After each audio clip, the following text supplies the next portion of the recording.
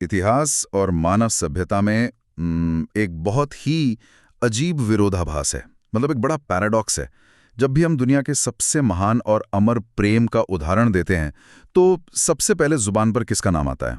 हाँ, जाहिर है राधा और कृष्ण का ही नाम आता है। बिल्कुल, राधा और कृष्ण। लेकिन हैरान करने वाली बात यह है कि उनके जीवन के एक बहुत बड़े हिस्से में वे ना तो कभी साथ रहे और ना उनकी शादी हुई सही बात है। और ना ही उन्होंने एक दूसरे से कोई बात की। तो एक ऐसा रिश्ता जो भौतिक रूप से मतलब शारीरिक तौर पर लगभग टूट चुका था, वो दुनिया का सबसे बड़ा आदर्श कैसे बन गया? वृंदावन की उन रासलीलाओं और वसंत की बहारों के बाद असल में क्या हुआ था? यही तो सबसे बड़ा सवाल है जो अक्सर अनकहा रह जाता है। बिल्कुल। जब कृष्ण वृंदावन छोड़कर मथुरा चले गए तो पीछे रह गई राधा के जीवन में क्या घटा? आज हम इन स्रोतों के आधार पर इसी विषय पर एक बहुत ही गहरी चर्चा करने वाले हैं। चलिए इसे समझते हैं कि ये सिर्फ किसी के बिछड़ने की एक आम कहानी नहीं है। एकदम सही। ये तो उस खूबसूरत लेकिन अधूरी रह गई धुन के पीछे की पूरी कहानी खोजने जैसी बात है, जिसने खामोश रहकर भी पूरे ब्रह्मांड का संगीत रच दिया। बहुत खूब कहा। यहाँ जो बात सबसे ज्यादा दिलचस्प है वो ये है कि हम आज के दौर में प्रेम को पूरी तरह से भौतिक उपस्थिति से जोड़कर देखते हैं, मतलब साथ होने से। हाँ, आज के समय में तो यही होता है। हमारी आम धारणा ये है कि अगर दो लोग साथ नहीं हैं, रोज मिल नहीं रहे हैं, तो उनका रिश्ता खत्म हो गया या समय के साथ कमजोर पड़ गया। Out of sight out of mind वाली बात। बिल्कुल। लेकिन आज हम जिन कथाओं और दार्शनिक पहलुओं की गहराई में जा रहे हैं वो हमें बिल्कुल विपरीत दिशा में ले जाते हैं। वे हमें दिखाते हैं कि कैसे बिना किसी उपस्थिति के, बिना मिले और यहाँ तक कि बिना एक शब्द बोले भी दो लोग इस हद तक जुड़े रह सकते हैं कि समय और दूरी उनके रिश्ते को मिटाने के बजाय और भी गहरा कर देते हैं। क्या बात है! ये वियोग में छिपे समर्पण और उस आध्यात्मिक जुड़ाव को समझने का प्रयास है जिसे आमतौर पर शब्दों में बांधना बहुत मुश्किल होता है। और यही बात इस पूरी यात्रा को इतना मार्मिक और जटिल बनाती है। तो कहानी के उस मोड़ से शुरुआत करते हैं जब कृष्ण मथुरा चले गए। हम सभी जानते हैं कि कृष्ण लौटकर वृंदावन नहीं आए। हाँ, ये तो एक सर्वमान्य तथ्य है। लेकिन राधा का क्या? जो विवरण सामने आते हैं वो बताते हैं कि राधा कभी मथुरा नहीं गई। अगर हम उस समय के भूगोल को देखें तो मथुरा और वृंदावन के बीच कोई हजारों किलोमीटर की दूरी तो थी नहीं। बिल्कुल नहीं, कुछ ही घंटों का रास्ता था। हाँ, कोई भी रथ या बैलगाड़ी उन्हें आसानी से वहां ले जा सकती थी, लेकिन वे वही रहीं। और सिर्फ रही ही नहीं, उनकी जो दिनचर्या बताई जाती है वो भी बहुत कुछ सोचने पर मजबूर करती है। उनकी वो दैनिक प्रार्थनाएं और नियम। बिल्कुल। हर सुबह यमुना के किनारे जाना, हर शाम दीपक जलाना और कृष्ण की बांसुरी की उस पुरानी धुन को अपने मन में गुनगुनाते रहना। अब अगर मैं एक आधुनिक नजरिए से या आज के मनोविज्ञान के चश्मे से इसे देखूं, तो क्या हम इसे डिनायल नहीं कहेंगे? एक तरह से वास्तविकता से भागना। हाँ, कोई ये भी तो कह सकता है कि वे सच्चाई को स्वीकार नहीं कर पा रही थीं और खुद को एक मनोवैज्ञानिक धोखे में रख रही थीं। ये बहुत ही स्वाभाविक सवाल है। बाहर से देखने पर ये किसी गहरे सदमे में गए इंसान का डिनायल ही लग सकता है, लेकिन इसे थोड़ा गहराई से समझना होगा। मनोविज्ञान में जब हम इंसानी विकास को समझते हैं तो एक कॉन्सेप्ट आता है ऑब्जेक्ट परमानेंस।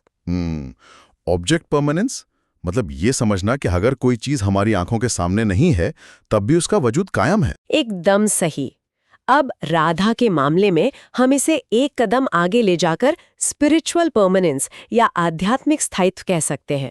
राधा कृष्ण को याद करके सिर्फ रो नहीं रही थीं, वे कृष्ण को जी रही थीं। मतलब उन्होंने उन्हें अपने भीतर बसा लिया था। बिल्कुल। उन्होंने उस इंसान को अपनी बाहरी दुनिया से हटाकर अपनी आंतरिक दुनिया का स्थायी केंद्र बना लिया था।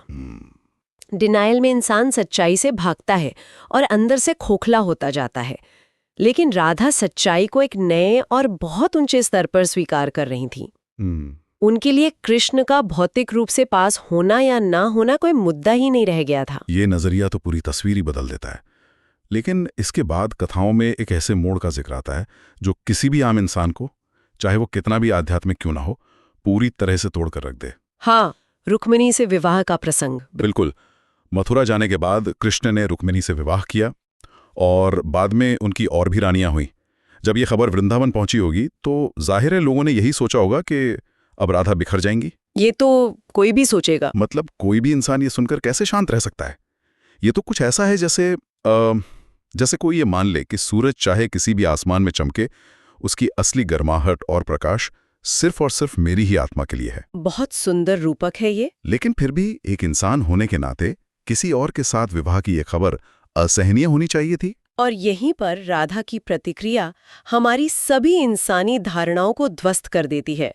जब ये खबर उन तक पहुंची तो वे टूटी नहीं बल्कि वे मुस्कुराईं। सच में मुस्कुराई? हाँ, और उनके जो शब्द थे वे इस रिश्ते के असली रहस्य को खोलते हैं। उन्होंने कहा था कि कृष्ण का शरीर किसी और का हो सकता है, लेकिन उनकी आत्मा वो हमेशा से मेरी है और मेरी ही रहेगी। रोंगटे खड़े कर देने वाली बात है ये। बिल्कुल, ध्यान दीजिए, ये कोई अहंकार या गुरूर नहीं था, ये एक परम सत्य का स्पष्ट बोध था। राधा ये समझ चुकी थी कि जिसे दुनिया अधिकार या ओनरशिप कहती है वो केवल इस शरीर और भौतिक दुनिया तक ही सीमित है। यानी आप कह रहे हैं कि आज हम रिश्तों में जिसे इनसिक्योरिटी या ईर्ष्या कहते हैं, राधा उस भावना से पूरी तरह ऊपर उठ चुकी थी। 100%। उन्होंने भौतिक अधिकार और मोह की सीमाओं को पूरी तरह से पार कर लिया था। आज का समाज विवाह को किसी भी रिश्ते की सबसे बड़ी मोहर मानता है, लेकिन राधा के लिए कृष्ण का शरीर महत्वपूर्ण था ही नहीं। उनकी चेतना उस स्तर पर पहुंच चुकी थी जहां आत्मा का मिलन हो चुका था। जब ये पता हो कि किसी की आत्मा का मूल हिस्सा आप ही है, तो फिर इस बात से क्या फर्क पड़ता है कि भौतिक दुनिया में वह शरीर कहाँ है, किसके साथ है, या समाज उसे क्या नाम देता है। सही बात है। यही राधा की महानता थी। उन्होंने प्रेम को समाज की असुरक्षाओं और नियमों की बेड़ियों से आजाद कर दिया था। यहाँ बात सच में बहुत गहरी हो जाती है। क्योंकि इसके बाद जो घटना आती है वो इस बात को और भी पुख्ता करती है। बहुत सालों बाद, मतलब दशकों बाद, कृष्ण का एक दूत वृंदावन आता है। हाँ, उद्धव का वृंदावन आना। अब जरा आधुनिक संदर्भ में सोचने वाली बात है। आज के समय में अगर दो लोग लॉन्ग डिस्टेंस में हों और सालों बाद बात करने का मौका मिले तो पहली चीज क्या होती है? शिकायतों का अंबार। बिल्कुल, तुमने कॉल क्यों नहीं किया, तुम लौटकर क्यों नहीं आए, वगैरह वगैरह। हाँ, क्या तुम्हें मेरी बिल्कुल भी परवाह नहीं है? राधा के पास इतने सालों बाद कृष्ण तक अपना संदेश पहुंचाने का मौका था, लेकिन उन्होंने क्या संदेश भेजा? उन्होंने सिर्फ इतना कहा, उनसे कहो बांसुरी बजाएं। बस इतना ही। बस, कोई शिकायत नहीं, कोई सवाल नहीं। ऐसा क्यों? क्योंकि शिकायतें वहां होती हैं जहां कोई उम्मीद टूटी हो या जहां कुछ पाने की लालसा बची हो। राधा की कोई सांसारिक उम्मीद थी ही नहीं। और जहां तक उस संदेश की बात है तो कृष्ण की प्रतिक्रिया देखिए। जब उन्हें यह संदेश मिलता है तो उनकी आंखें भर आती हैं। वे बांसुरी उठाते हैं और बजाने लगते हैं। कहा जाता है कि उस रात वृंदावन में हवा रुक गई थी, जैसे पूरी सृष्टि उस धुन को सुन रही हो। क्या दृश्य रहा होगा वो। अगर हम इसे व्यापक संदर्भ में देखें तो यह घटना हमें बताती है कि जो संबंध सबसे गहरे होते हैं वहां हमारी आम भाषा और शब्दों की बिल्कुल भी आवश्यकता नहीं होती। मतलब शब्द वहां छोटे पड़ जाते हैं। बिल्कुल, शब्द बहुत सीमित होते हैं, वे सांसारिक संवाद के लिए बने हैं। लेकिन राधा और कृष्ण के बीच का संवाद सांसारिक था ही नहीं। तो क्या हम ये कह सकते हैं कि वो बांसुरी कोई साधारण वाद्य यंत्र नहीं थी, बल्कि एक तरह की फ्रीक्वेंसी थी जिस पर केवल वे दोनों ही बात कर सकते थे? ये बहुत सटीक उदाहरण है। बांसुरी उनके बीच आत्माओं की भाषा थी। वो फ्रीक्वेंसी थी जो बिना किसी टावर के सीधे जुड़ती थी। हाँ, बिना किसी नेटवर्क के। राधा का ये कहना कि बांसुरी बजाएं, असल में ये कहना था कि मुझसे हमारी उस भाषा में बात करो जो सिर्फ हम दोनों समझते हैं। ये संदेश इस बात का प्रमाण था कि इतने सालों बाद भी, भौतिक दुनिया में इतना कुछ बदल जाने के बाद भी, राधा बिल्कुल वहीं थी जहां कृष्ण उन्हें छोड़कर गए थे, उसी प्रेम और उसी संगीत की धुन में। और कृष्ण का रोना और बांसुरी बजाना ये दर्शाता है कि वो चाहे द्वारका के कितने भी बड़े राजा बन गए हों, हाँ, लेकिन उनकी आत्मा का वह हिस्सा जो विशुद्ध प्रेम था, वो केवल राधा की पुकार पर ही जागृत हो सकता था। एकदम सही। ये सचमुच बहुत भावुक कर देने वाला है। उनका ये मानसिक और आध्यात्मिक संवाद आगे चलकर एक बहुत ही मार्मिक भौतिक रूप लेता है। हाँ, अंतिम चरण में एक घटना का वर्णन आता है। एक दिन राधा को पता चलता है कि कृष्ण द्वारका में हैं और वे अस्वस्थ हैं, बीमार हैं। जी। और ये खबर सुनते ही वे निकल पड़ती हैं। अब वृंदावन से द्वारका की दूरी देखिए, ये लगभग 1000 किलोमीटर से ज्यादा है। और राधा अब कोई युवा गोपी नहीं थी, वे काफी वृद्ध हो चुकी थीं। हाँ, और उस समय के रास्तों और परिस्थितियों को देखते हुए ये यात्रा लगभग असंभव सी लगती है। लेकिन फिर भी वे चल पड़ी, बिना रुके, बिना थके।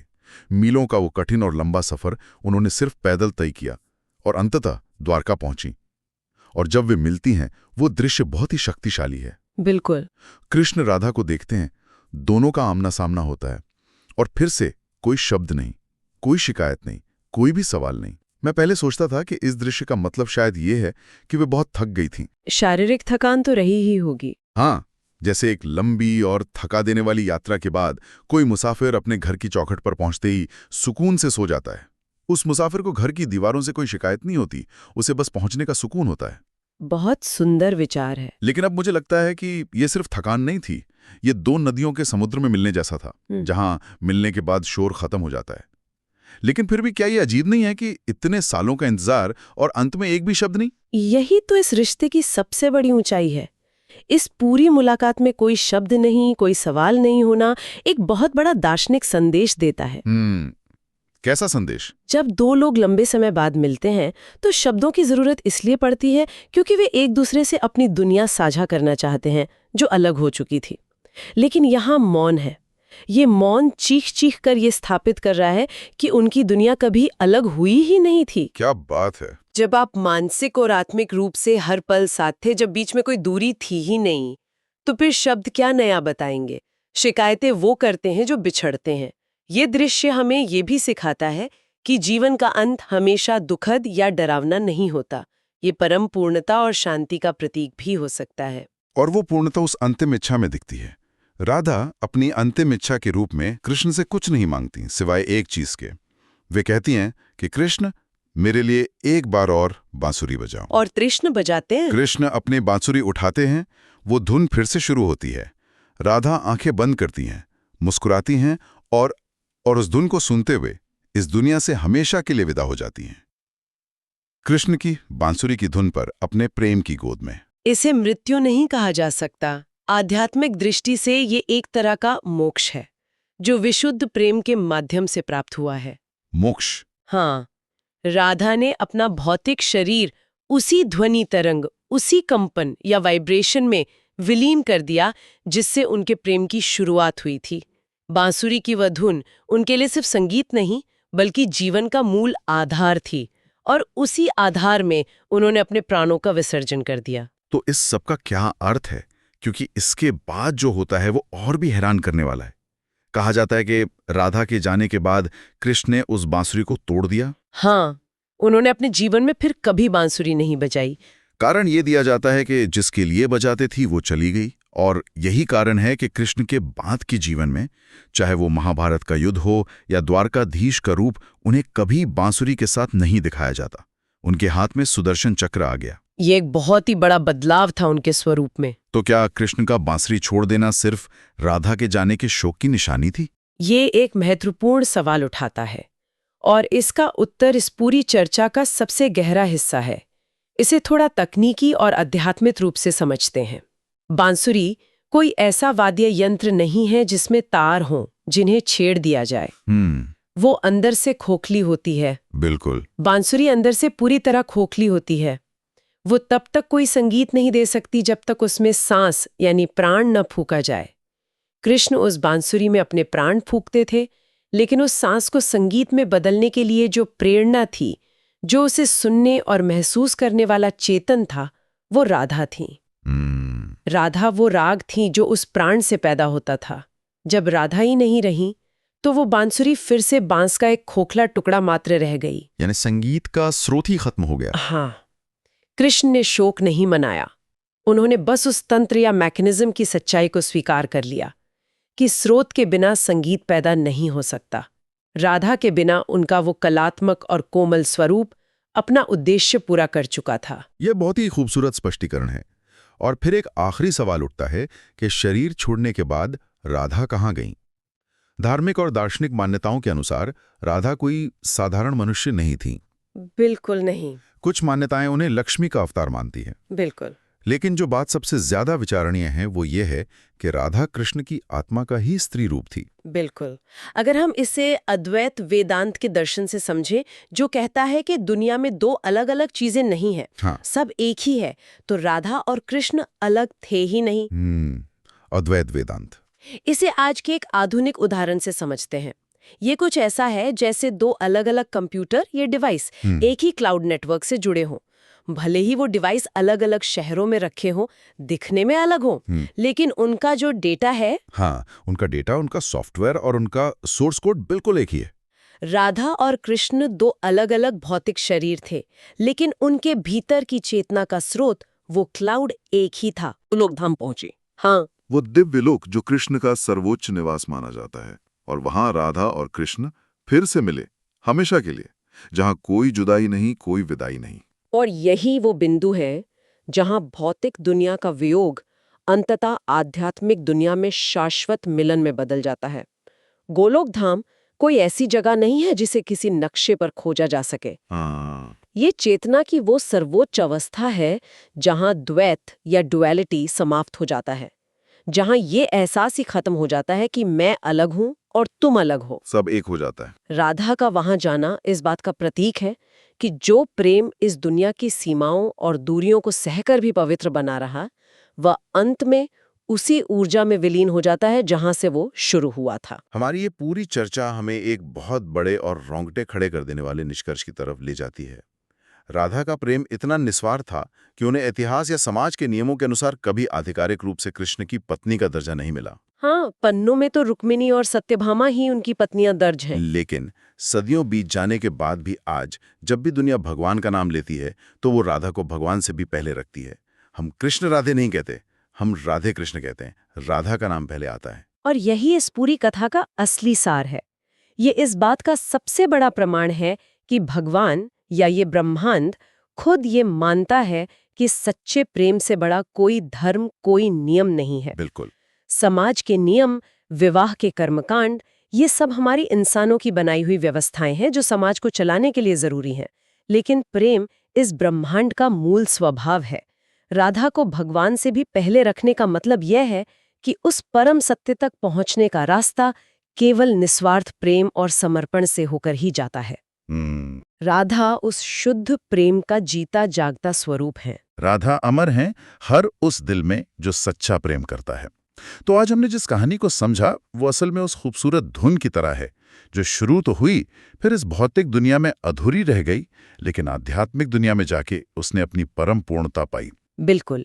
ये चर्चा हमें एक बहुत गहरी बात सिखाती है कि प्रेम का अर्थ किसी इंसान को पा लेना, उसे मुट्ठी में बांध लेना नहीं है, बल्कि किसी के प्रेम में खुद की हस्ती को इस तरह मिटा देना है कि पाने और खोने का जो भेद है, जो अंतर है, वो हमेशा के लिए खत्म हो जाए। और यही बात आज हमारे लिए एक बहुत बड़ा सवाल भी छोड़ जाती है। सोचने वाली बात है, आज की इस आधुनिक दुनिया में जहां हम हर रिश्ते को अधिकार यानी ओनरशिप से मापते हैं, हाँ, आज के समय में तो यही देखा जाता है। जहां रोज मिलना, फोन पर बात करना या प्रेजेंस ये तय करती है कि रिश्ता कायम है या नहीं, क्या आज का इंसान राधा के उस प्रेम को समझ भी सकता है जिसमें कुछ भी पाने की या सामने वाले को अपना बनाने की कोई लालसा ही नहीं थी? ये एक बहुत ही विचारणीय प्रश्न है। हम दिन में कई बार कहते हैं कि हम किसी से प्यार करते हैं, लेकिन क्या हम वास्तव में प्रेम का अर्थ समझते हैं, या फिर हमने प्रेम को सिर्फ अपनी सहूलियतों, अपनी इनसिक्योरिटीज और अपनी शर्तों के हिसाब से एक कॉन्ट्रैक्ट बना दिया है? कॉन्ट्रैक्ट सही शब्द है। क्या हम उस अधूरी धुन को बिना कोई शिकायत किए जीवन भर अपने मन में शांति से गुनगुनाने का साहस रखते हैं? ये एक ऐसा विचार है जिसे हमें अपने भीतर झांककर खोजना होगा, क्योंकि जो हमने आज समझा वो यही बताता है कि प्रेम की असली मंजिल अधिकार जताना नहीं, बल्कि अनंत काल का समर्पण है।